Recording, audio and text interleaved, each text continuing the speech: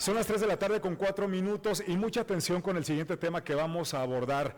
Es desafortunadamente una situación más común de lo que pudiéramos llegar a pensar. Por un lado tenemos y hemos aquí informado de casos de secuestro virtual y por otro lado, lamentablemente también es muy común el tema de la extorsión telefónica, los famosos cobros de piso a través del teléfono, las amenazas que de pronto algunas personas, a lo mejor a ti desafortunadamente ya te tocó recibir alguna de estas llamadas y te amedrentan con quitarte la vida, con lastimarte a ti, a alguien de tu familia. Hay muchas formas o muchos recursos que utilizan los delincuentes para asustar y poder obtener lo que buscan. Yo agradezco por eso, para hablar de esto, que esté con nosotros el titular de la Unidad Especializada de Combate al Secuestro de la Fiscalía General del Estado de Michoacán, Rodrigo González Ramírez. Rodrigo, ¿cómo estás? Buenas tardes, bienvenido. Fernando, muy buenas tardes, muchas gracias por esta apertura. Pues al contrario, gracias por aceptar la invitación y de entrada quisiera preguntarte cómo se definen ambos casos, tanto la extorsión telefónica como el secuestro virtual. Sí, bueno, propiamente la ley es muy clara en el tema del secuestro virtual, un secuestro simulado, y la extorsión telefónica, pues bueno, es aquella que se lleva a cabo precisamente como lo habías dicho, con la amenaza de causar un daño, si se deja de hacer o no alguna conducta que propiamente es requerida por el probable responsable, ¿no? ¿Qué tan común es que ocurra esto aquí en el estado de Michoacán? Bueno, debo decirte que no es una conducta única del estado. Hemos incluso participado en congresos internacionales en los cuales no solo México está viviendo esta conducta, sino ya por lo menos 23 países están viviendo este tipo de conductas que se están generando, tanto el secuestro virtual como la extorsión telefónica propiamente de centros de reinserción social, ¿no? ¿Desde ahí se hacen las llamadas? Sí, el 99% de las llamadas, porque estadísticamente así lo cerramos, o sea, si no es que el 100% está generándose desde los centros de reinserción social, ya debidamente identificados. No es el caso del estado de Michoacán hasta el día de hoy, no hemos tenido una sola llamada que se genere desde un centro de reinserción social del estado de Michoacán, sí propiamente ya identificados el estado de Tamaulipas, el estado de Jalisco, la Ciudad de México, que son el estado de Veracruz, que propiamente de donde más se generan este tipo de conductas. Aterrizando aquí en el estado de Michoacán, Rodrigo, ¿cuáles son los datos que ustedes tienen? ¿De dónde surgen estas llamadas? ¿Cuáles son las estadísticas? Bueno, lo que va del año hemos presentado 181 casos, de los cuales afortunadamente todos estos eventos que se han denunciado, todos hemos podido localizar a las víctimas y hemos impedido que se haga un depósito.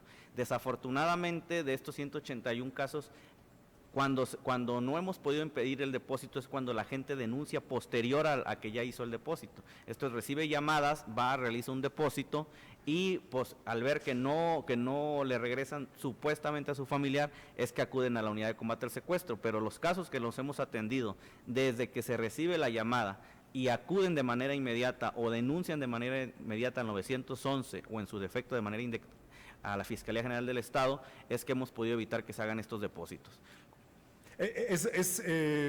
Ahorita que lo comentas me parece que es muy importante, por ejemplo, hablar bajo qué circunstancias se pueden llegar a dar estas llamadas. En mi caso, tengo conocimiento de dos personas cercanas en donde les llaman y les dicen que pues no los ven en determinada lista de personas que tienen que contribuir, por ejemplo, alguien que tiene una veterinaria, un lugar en renta de hospedaje y que necesitan pagar, ¿no? Y sí, que si no pagan, híjoles. Sí, debemos de partir específicamente Morelia, que la gente sepa que no tenemos cobro de piso, no hay ningún evento registrado. Los eventos que han querido generarse de manera real han sido detenidos porque han sido denuncias oportunas, han sido detenidas estas personas que propiamente no pertenecen a ningún grupo delincuencial, sino que únicamente quisieron aprovechar el tema o algún evento que tenían conocimiento de que había vivido anteriormente esa familia y se quisieron aprovechar de esta circunstancia o de algún empresario, de algún negocio.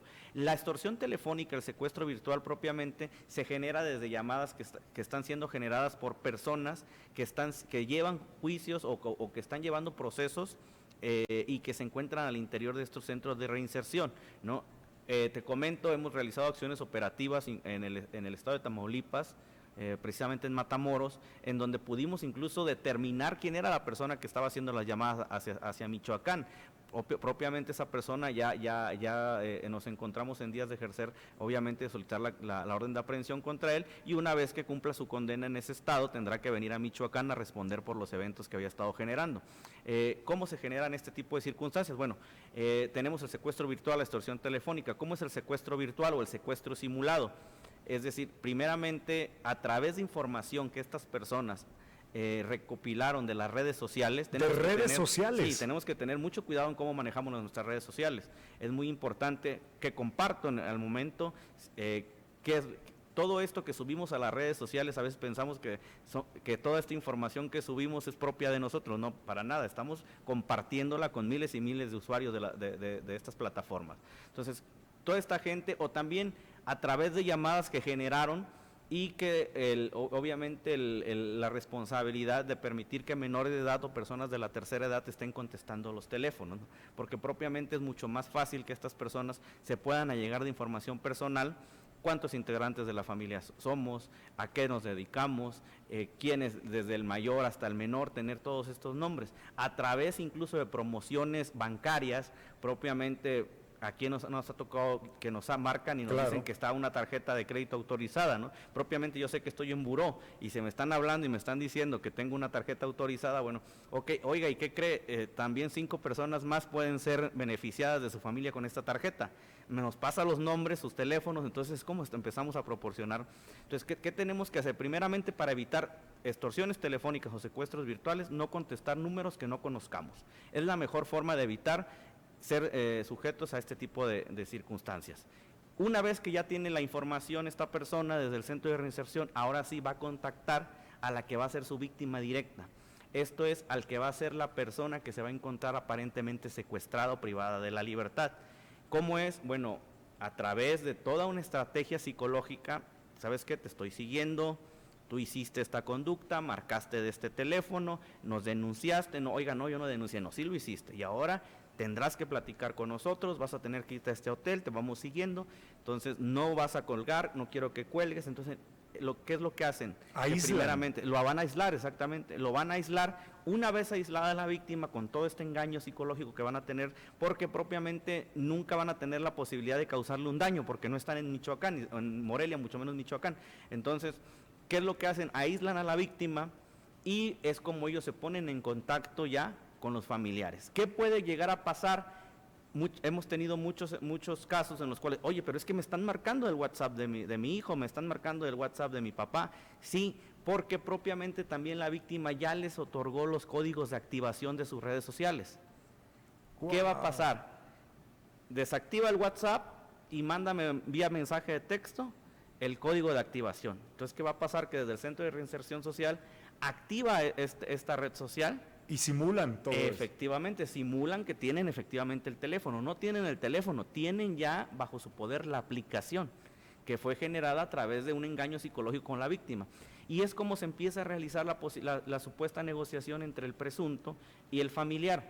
¿Cómo podemos detectar que se trata de un secuestro virtual o un secuestro simulado? Bueno, cantidades exageradas, las cuales van a reducir de manera inmediata. Te puedo decir, te piden 1 millón, a los 5 minutos ya te están pidiendo 500,000. Eso en un secuestro real nunca va a pasar. Otra forma de darnos cuenta, llamadas reiteradas. En un secuestro real tenemos solo una llamada a veces a la semana, no tenemos más llamadas, no tenemos reducción de montos de exigencia. En los secuestros virtuales puede haber hasta 100 llamadas en el proceso de 2 horas, ¿no? Entonces, imagínate cuántas pueden hacer un día. Entonces, como la gente se puede percatar que está siendo sujeta a un secuestro virtual. Y bueno, si ya contestamos, si nos están exigiendo una cantidad de 1 millón, nos reducen a 100,000 pesos de manera inmediata, ejemplo, ya nos están haciendo llamadas reiteradas y todavía no nos hemos dado cuenta que estamos siendo sujetos de un secuestro virtual. Ya lo que viene el remate, dice, depósito.